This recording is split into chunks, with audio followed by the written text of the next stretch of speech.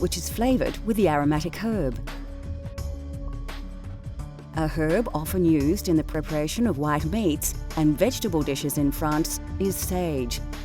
And finally, herbs are used in unique ways in France. For example, the bouquet garni, which is a bouquet of different herbs wrapped and tied and added to broths, stews and soup to infuse flavour, and of course, herbe de Provence or provincial herbs, which is a mixture of dried herbs, usually dominated by thyme, that is often used on grilled meats and added to vegetables and stews. French food is steeped in tradition, and unlike some cultures which have left some dishes in the past, the French are proud of their culinary history and embrace the unusual ingredients of yesteryear. This dish is probably one of the most famous.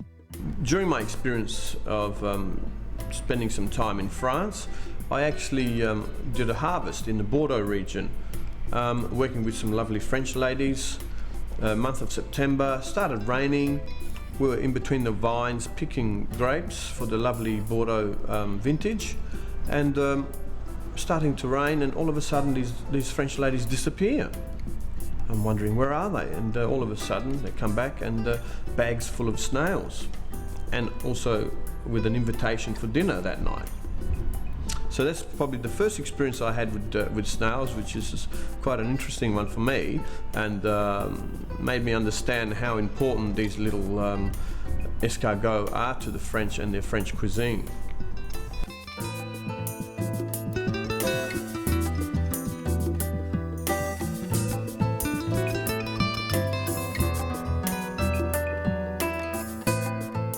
For this dish, you will obviously need some escargot, or snails.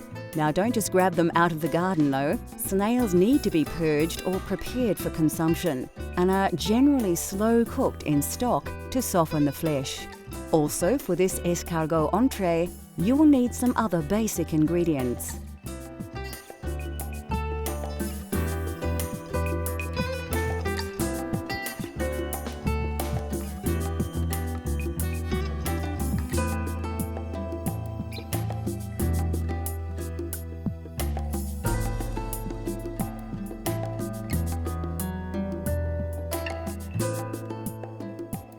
And finally, some spinach, as we will be serving this dish on a spinach bed.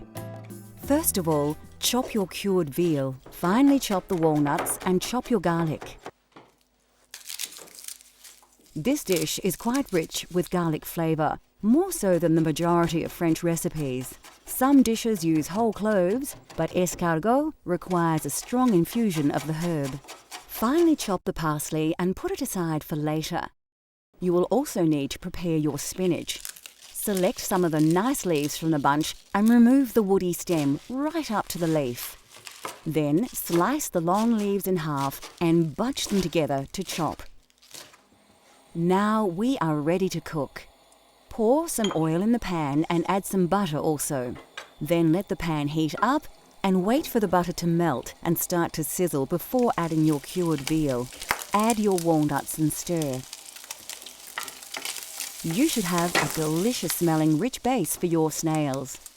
Add the pre-prepared snails to the pan, mix them in with the sauce, and add the garlic and most of the parsley.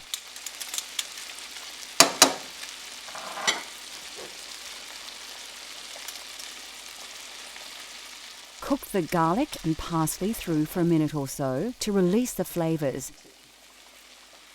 Then add a little of the juice stock from the snails. Now add the white wine and simmer for a few minutes before putting aside while you cook your spinach. You can season a little here if you like. Don't forget to taste as you go though. Oil and butter another pan as you did earlier. Take your chopped spinach and place it in the pan to fry. Ensure it is well coated with butter. Season with a little salt and pepper, add a little water, then cover and simmer for a few minutes. Now your escargot on a bed of spinach should be ready to serve. Place the snails back on the heat just to bring up the temperature. Then plate up the spinach. Pour some of the butter from the spinach pan onto the escargot and give it a quick mix before serving on the spinach bed. Sprinkle on some fresh parsley And there you have a delicious, famous French favorite, escargot. Bon appétit! Coming up on Cultural Flavors, a slow-cooked provincial favorite, and we learn to cook a classic yet simple French dessert.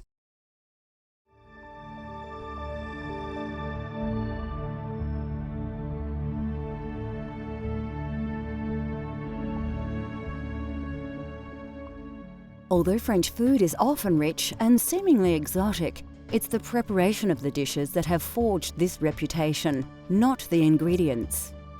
The variation of vegetables in the cuisine of France is generally fairly limited, and are vegetables available to most people looking to recreate famous French dishes at home. Of course, carrots are the mainstay of the French dining experience.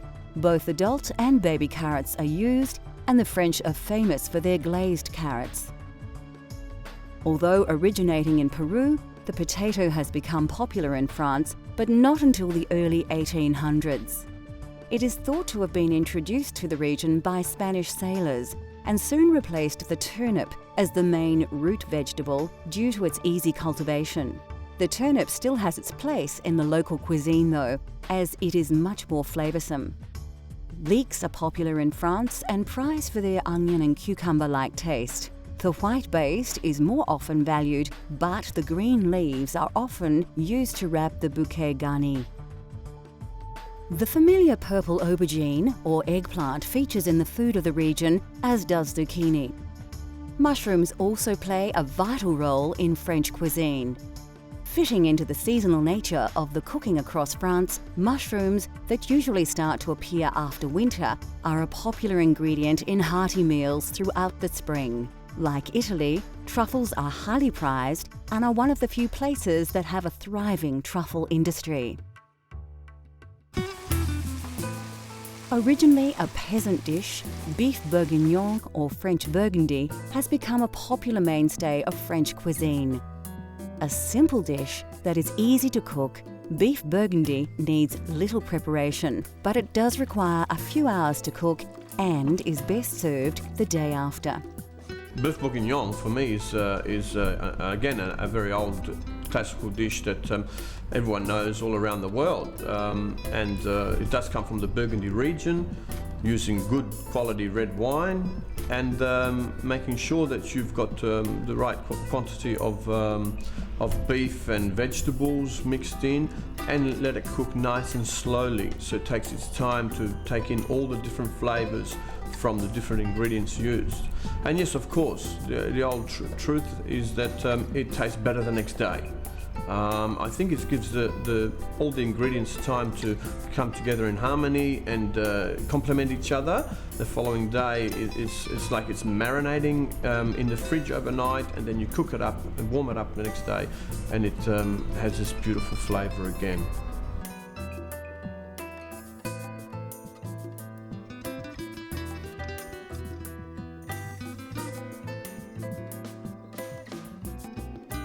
For this hearty provincial stew, you will need a quality cut of meat and a range of fresh vegetables.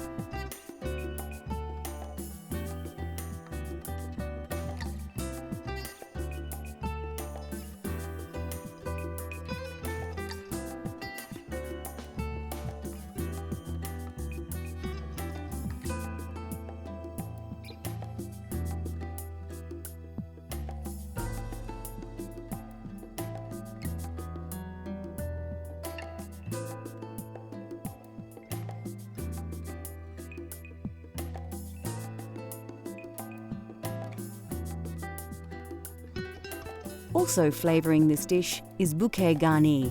You can make this yourself using leek leaves and fresh herbs tied in a bunch with string. First, peel your carrots. You can do this the traditional way or with a peeler. Chop them up and put them aside for later.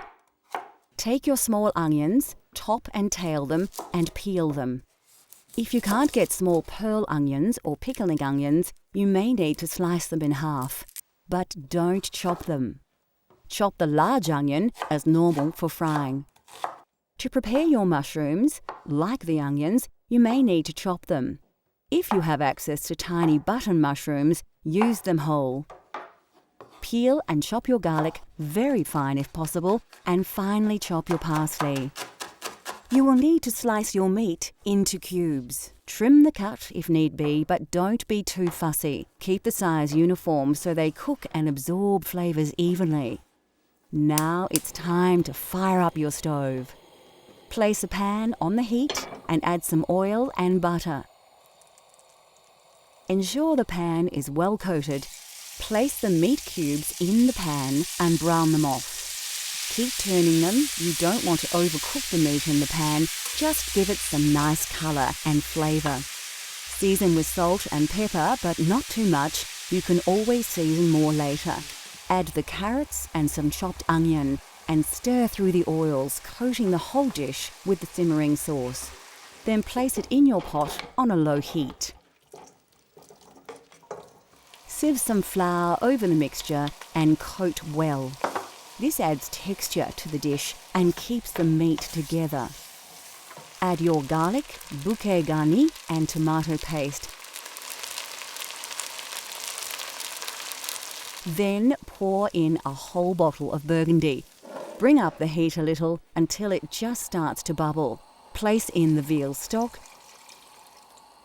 Then put it aside on a low heat to simmer for about an hour and a half. Fry up your baby onions and mushrooms in oil and butter, just enough to coat them well.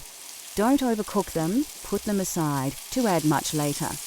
After about an hour and a half, it's time to add the other ingredients and mix well into the broth. Leave on a low heat for another half an hour. Taste and season if necessary. Then it should be ready to plate up. Serve the beef bourguignon in a large bowl with a slice of crusty French bread. You can eat it right away, and it is delicious. But many say beef bourguignon is best prepared the day before, so it's great for dinner parties. Next on Cultural Flavours, we explore the sweet world of French desserts and give you a step-by-step guide to a baked caramel classic.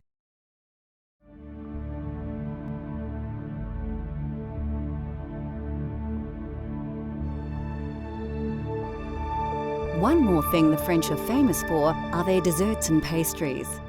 Considered the home of modern desserts, France is rich with tasty sweet dishes that have evolved over hundreds of years of food appreciation.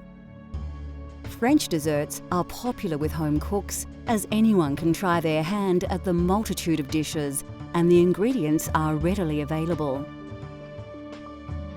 Eggs are very important in French desserts and cakes and are the key ingredient in dishes like crème caramel, mousse, custard and eclairs. Of course, French cooking just wouldn't be possible without butter. Butter is used in most dishes, but especially desserts. The French are also fond of adding fruit to their dessert creations in all manner of styles. And where would desserts be without sugar? Sugar is a part of nearly every dessert in the French food vernacular. And here are a few classics to inspire your cooking at home. Macaroons are a French classic and are often presented in several flavours. Chocolate is popular, as is pistachio, lemon and strawberry. Macaroons can be a challenge for the home cook to tackle, but the rewards are delicious. Of course, when you think French desserts, eclairs always pop to mind. Eclairs are also flavoured differently, but the chocolate variety is by far the most recognisable. The French probably have more desserts in their food culture than any other. They have perfected the art of flans, tarts and chocolates, plus a myriad of delicious treats too many to mention.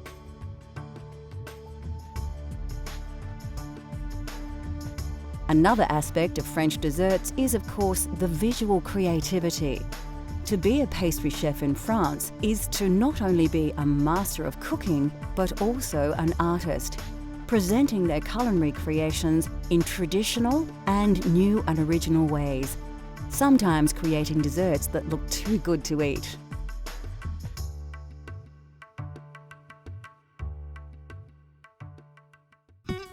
The French have made a true art out of desserts, yet they need not be complicated.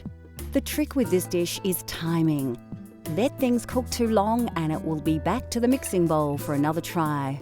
Well, the reason why I chose creme caramel is because it's an old classic and everyone knows it.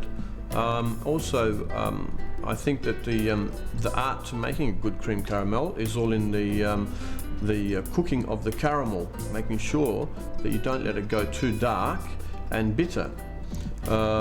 So it's something that's used quite often in France. It's a very simple dish to cook at home or a nice classical bistro that you can find in Paris. You'll find it on virtually every menu that you can find in France.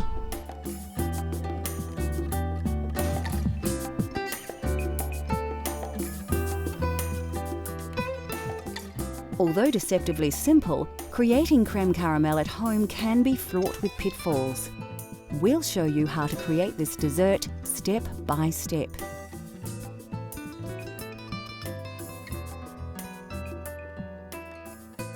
First, crack all your eggs into a mixing bowl. For this recipe, it's not necessary to separate the whites and yolks, so we're off to a flying start. The next step is to add your sugar. Don't dump it all in at once. The sugar needs to be slowly whisked into the eggs, mixing as you go, like this. Then it's over to the stove to warm your milk. You will need to bring it to the boil, but rather than stand and watch it, you can prepare your vanilla bean. Carefully slice the bean lengthways, but don't cut it right to the end. This makes it easier to get the bean out of the mixture later. Place the vanilla bean in the milk and wait for it to boil.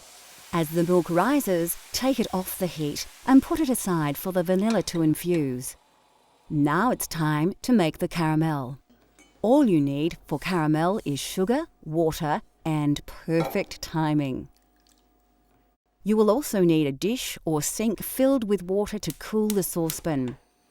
Then it becomes a waiting game. You don't need to stir the mixture, just wait until the water evaporates from the sugar. If you attempted this without water, the sugar would burn. The trick with caramel is to watch it cook and wait for the colour to change. Then it's just a matter of taking it off the heat when it turns a golden brown, which happens very quickly. When it does, place your pan in the water to cool for about half a minute to stop it from overcooking. Then quickly pour the caramel into the base of each bowl before it begins to set. Go back to the eggs and sugar and whisk in the vanilla milk you made earlier.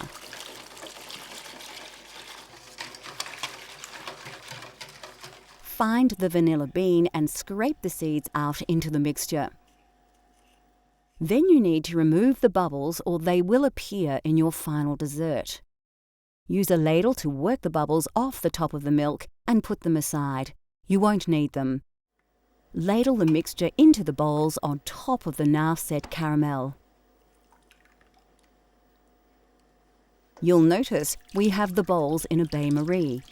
Of course, we will fill this with water to just below the top of the bowls and it will prevent the dessert from burning while cooking. Place the bain-marie in the oven at 180 degrees for about 40 minutes. Carefully take them out of the oven and they should be browning on top. Let them cool, then place them in the fridge to set. This usually takes 2 to 3 hours. When set, run a knife carefully round the edge, turning the bowl as you go. Then you should be able to place a plate on a dish, turn it over, and remove the bowl, leaving a delicious dessert behind. Use the now softened caramel left in the bowl to decorate the plate. And there you have authentic French cream caramel. If that doesn't make you hungry, nothing will. We have barely touched on the food of France, and we could easily fill a whole series with amazing culinary creations from the home of fine cuisine. Unique thinking and centuries of experimentation has provided us with the foundation of many modern cooking techniques. Cultural Flavours continues to explore the world through the diversity of food. Let cultural flavours take you on a gastronomic journey so you can experience the tastes of the globe at home.